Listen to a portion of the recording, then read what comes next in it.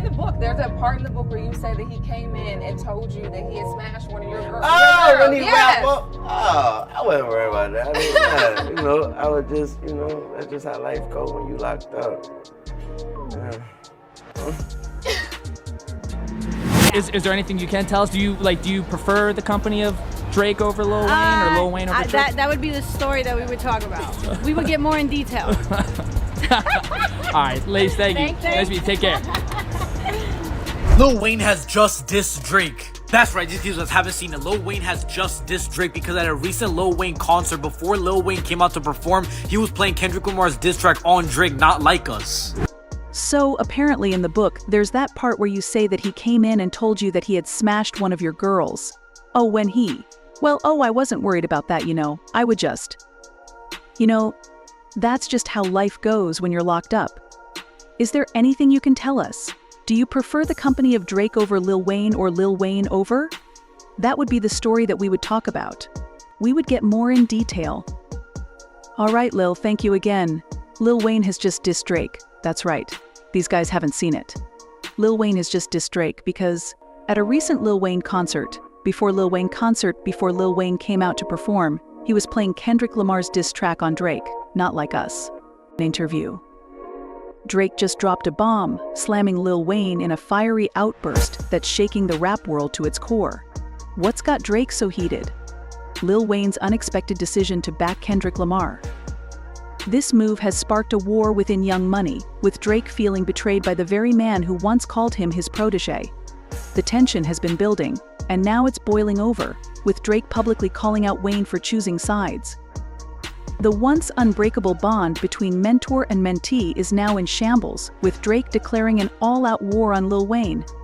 This hip-hop drama is far from over, and the fallout is going to be explosive. Picture this, it's 2006, and a young college kid named Jazz Prince, who happens to be the son of the legendary Rap-A-Lot Records founder Jay Prince, is scrolling through MySpace, trying to find his way into the family business. Jazz was supposed to be hitting the books, but instead, he was diving deep into MySpace's Music Explore page, where you could check out artists trending by zip code or whatever. That's when he stumbled upon a profile that changed everything Drake's page. The color scheme was brown and beige, but what really caught Jazz's attention was the music. Drake was just a kid from Toronto at the time, rocking out to his track Replacement Girl with Trey Songz, and Jazz knew he was onto something. But it wasn't just any something, it was the something. Now, Jazz didn't waste any time. He slid into Drake's DMs, flexing his connections like, "Hey, I'm Jazz Prince. My dad's a big deal and I think you've got what it takes." Drake wasn't too fazed, he'd heard it all before, you know. But Jazz wasn't just talking, he was serious. He took Drake's music to his dad, hoping to get the old man's stamp of approval. But Jay Prince wasn't vibing with it. He was more into hardcore gangster rap, not some Toronto kid who could sing and rap. Jazz didn't care, though he knew Drake had a buzz, and he was ready to bet on him. Around this time, Jazz was tight with Lil Wayne, already a superstar. Jazz played some Drake tracks for Wayne, but Wayne straight up hated them and told Jazz not to play that mess again. But Jazz didn't back down, he kept pushing Drake's music at Wayne, insisting he'd see the potential. On New Year's Eve, Jazz threw a party for Wayne in Houston. The next day, while cruising the city, Jazz played Drake's Replacement Girl, and suddenly Wayne started nodding along. Sensing a breakthrough, Jazz played Drake's remix of Wayne's track A Milli, and Wayne finally bit. "Who's this?" he asked. Jazz smirked. "That's the dude you called trash." Drake, intrigued, Wayne wanted to bring Drake down to Houston immediately. Jazz called Drake, who was mid-haircut, and couldn't believe what was happening when Wayne took the phone and said, "Yo, it's Wheezy." Drake was shook. Jazz told him to pack his bags, they were flying him to Houston. When Drake arrived, it was awkward. Wayne wasn't saying much, leaving Drake wondering if he'd made a mistake. What Drake didn't know was that Wayne had been secretly bumping his tracks non-stop before he got there. The silence was Wayne playing it cool, maybe feeling a little competitive because Drake was that good. Wayne eventually broke the ice, inviting Drake and Jazz to roll with him to Atlanta. They hopped on Wayne's tour bus and hit the road for a 15-hour trip. When they finally got to the studio, history was made. Drake laid down the tracks for what would become the original forever and stunt hard. A couple of weeks later, those tracks leaked, and the world started to notice this kid from Toronto. Next came the So Far Gone mixtape, solidifying Drake's place in the game. While on tour, during a show in San Francisco, the crowd chanted Jimmy. Jimmy, Joss, and Wayne were confused. Turns out, Drake was an actor on the Canadian show Degrassi, where he played a character named Jimmy. Joss was shocked. Drake wasn't just a rapper and singer, but an actor too. As Drake's buzz grew, Wayne's manager, Cortez Bryant, stepped in. They wanted to work on a project with Drake, so Cortez flew to Houston to hash things out with Joss and his dad. They decided to split everything 50/50, Young Money and Young Empire. But soon, Joss and his dad sensed something was off. Cash Money, Wayne's label, was trying to cut them out of the deal, but Jay Prince wasn't having it. He called up Birdman and Slim, the big bosses at Cash Money, and flew to LA to straighten things out. And the rest is history. Drake will always hold Lil Wayne in the highest regard, and it's easy to see why. Wayne didn't just play a role in Drake's career, he was the catalyst that launched it into the stratosphere. When the A Milli rapper signed Drake to his Young Money entertainment label back in 2009, it wasn't just a business move, it was the beginning of a bond that's remained rock solid over the years. Even as Drake's star has continued to rise, he's never been shy about showing love to the man who believed in him from the start. Whether it's on stage, in interviews, or through his music, Drake makes sure the world knows just how much Wayne means to him. One moment that really stands out during the Young Money reunion show, Drake dropped a gem about how Wayne's support wasn't just emotional, it was financial too. Wayne once handed Drake $330,000. That money was a lifeline to Drake. Drake didn't have a cushy upbringing. His rise to fame wasn't paved with silver spoons and trust funds. He grew up in a modest home, where financial struggles were the norm. So when Wayne handed Drake that $30,000, it wasn't just a paycheck, it was a game changer.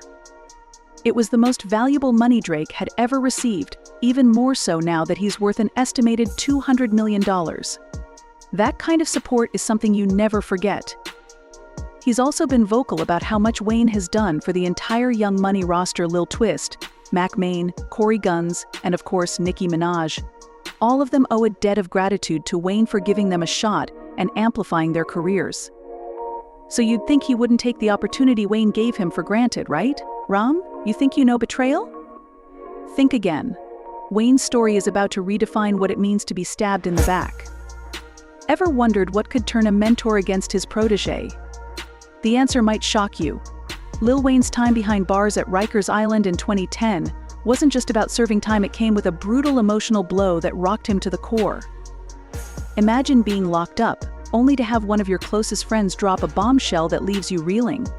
That's exactly what happened when Drake decided to visit Wayne during his stint in the notorious New York prison. Now, back in 2007, Wayne had been busted for gun possession, which led to his 1-year sentence. But thanks to good behavior, he was out in 8 months. Still, those 8 months weren't without their drama. According to some leaked bits from a book proposal Wayne allegedly sent to publishers, Drake's visit turned out to be anything but a simple catch-up. Picture this: Wayne sitting there in his cell, expecting a friendly visit from Drake. Instead, Drake drops a truth bomb that no one sees coming. Yeah, it's true. Don't F with her like that, 'cause I did F her, Drake allegedly confessed, revealing that he'd slept with Wayne's girlfriend. And just like that, everything changed. Wayne didn't name the girlfriend in question, leaving that part of the story a mystery. But the alleged confession shook him to his core. This wasn't just some random girl, this was someone Wayne had serious feelings for. And finding out about her betrayal while he was locked up, that's a different kind of hurt. Wayne, still processing the shock, writes about how the news crushed him. Being stuck behind bars made it even worse. He couldn't confront anyone or do anything about it. This is the type of sheish that a man never wants to find out when he's locked up. Or maybe so, 'cause only God knows what I would have done if I wasn't locked up right now. As if the confession wasn't enough, Wayne's girlfriend apparently confirmed the whole thing during a conversation they had. She admitted it happened right before Drake showed up at prison. The news hit Wayne hard, leaving him so depressed that he spent days just holed up in his cell, not wanting to see or talk to anyone. Wayne describes it as one of the worst things he could have ever found out, saying, "Finding out that she fed Drake was the absolute worst thing I could have ever found out as a man." Honestly, that Eshi hurt, and not because it was Drake. It could have been any man it would have hurt the same. But here's the thing, this betrayal wasn't just personal, no. It sent shockwaves through the whole rap industry. Think about it. Wayne and Drake were like the dynamic duo of hip-hop. They were making hits, topping charts, and seemed unstoppable. This betrayal didn't just mess up their friendship, it threw a wrench in the whole Young Money machine. Despite all this, Wayne and Drake somehow managed to patch things up. Over the years, they've collaborated on multiple tracks, including the 2013 hit Love Maine and Nicki Minaj's Only in 2014, which also featured Chris Brown. It seems like they were able to move past the drama, but this story serves as a reminder that even in the world of hip-hop, friendships can be tested in the most unexpected ways. Even in 2016, when Lil Wayne sat down for an interview with Hip Hollywood, he didn't exactly deny what went down but added his own twist to the story. Wayne girl while he was in jail, that's conniving. Then get his face tatted like a bitch apologizing. Kendrick threw some serious shade at Drake, claiming that Turns out this old wound is about to be ripped wide open again. Lil Wayne just got hit with a blast from the past thanks to Kendrick Lamar's new diss track, Not Like Us, and boy did it stir the pot. In Not Like Us, Kendrick doesn't just go after Drake. No, he digs up that old betrayal we were talking about earlier, you know, the one where Drake got cozy with Wayne's girl while he was locked up. Yeah, that one. Kendrick's not pulling any punches, bringing all that dirty laundry. Kendrick threw some serious shade at Drake, claiming that Drizzy not only slept with Wayne's girl while he was locked up but also got a tattoo of Wayne's face as a twisted apology. Now, Kendrick's got history with both Wayne and Drake. He's collaborated with Wayne on tracks like Mona Lisa, showing mad respect for the veteran rapper. But with Drake, that relationship's always been a bit complicated. They've traded subtle jabs over the years, but nothing like what we're seeing now. But imagine being Wayne. You're trying to move past this betrayal, maybe even patch things up with Drake, and then boom, Kendrick drops this track, forcing you to relive all that pain and anger all over again. This puts Wayne in a real tough spot. On one hand, Drake's been his protégé years, they've made hits together, toured together, and built an empire together. But on the other hand, Kendrick's track is a brutal reminder of how Drake stabbed him in the back. And let's not forget Kendrick's always looked up to Wayne. He's never tried to hide his admiration for Weezy F Baby. So in a way, Kendrick's track isn't just a diss on Drake. It's almost like he's standing up for Wayne, calling out the betrayal that Wayne himself might have been trying to forgive and forget. But here's the million-dollar question, whose side will Wayne choose? Will he stick by Drake, his longtime protégé, and try to weather this storm together? Lil Wayne has been playing it cool while Drake and Kendrick Lamar have been throwing lyrical punches at each other. But during his Las Vegas show on July 14th, Wayne decided to stir the pot, just a little, and fans are all over it. So picture this, Wayne's on stage, and instead of just letting the music do the talking, he switches up the lyrics of Kendrick's track Not Like Us to They Don't Like Us. Then, like the legend he is, he slides right into Drake's 2011 anthem The Motto, and the internet lost its mind. Now, here's where it gets juicy. Some fans were quick to think Wayne was throwing his support behind Drake, his Young Money golden boy. But others, they're convinced he was low-key giving a nod to Kendrick, especially since they collabed on Mona Lisa. The debate online was chaotic. One fan hyped up the possibility of a full-on showdown, tweeting, "Kendrick versus Lil Wayne is incoming. It's basically South versus West. Let's go." Another thought Wayne's moves meant Drake was about to get served Lil Wayne dancing to Not Like Us.